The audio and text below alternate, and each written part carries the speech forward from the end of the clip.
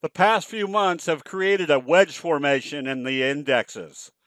But as we can see over the past few trading days, when the markets attempted to breach the downside of the wedge formation, we could see a hammer signal telling us that the bulls are starting to take control right at the support level.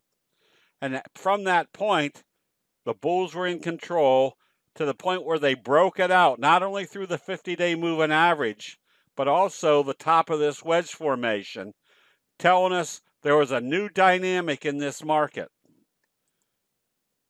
This is not an unusual market trend or price trend where you've had a strong price move and then you have consolidation, and when this wedge formation is breached, starting your next wave of the uptrend. The same scenario can be applied to individual charts. Notice the bullish engulfing signal that stopped at the support level, or stopped the downtrend of Apple at the support level. They gapped it up, and then they gapped up through the top of the resistance level, indicating again there was a new investor sentiment that was taking this trade much higher. If you weren't buying here, you could still be buying here based upon knowing that you're now breaching this resistance level. There should be more upside. The same scenario could be applied to Square, our recent recommendation. There's a left-right combo. There's a breakout through not only the 50, but this downtrending resistance level. Where's our next likely target? If this was the trend, or even if this was the trend, we're still looking for much higher prices at this point.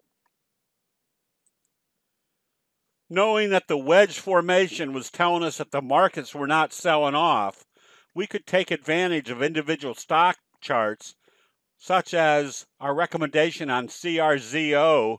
Notice the bobble resistance level right in here, and this is a very important factor. This is the T-line.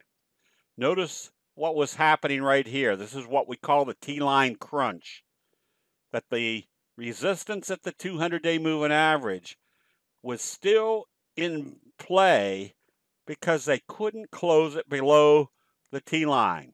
Notice how the T-line crunched the price right back up through this resistance level.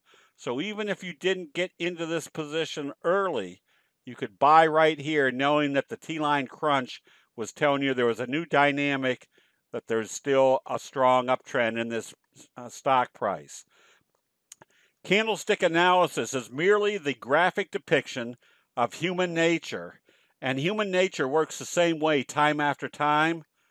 Anything that you analyze on candlestick charts is merely common sense based upon some very simple parameters. That'll be it. We'll see you in the chat rooms.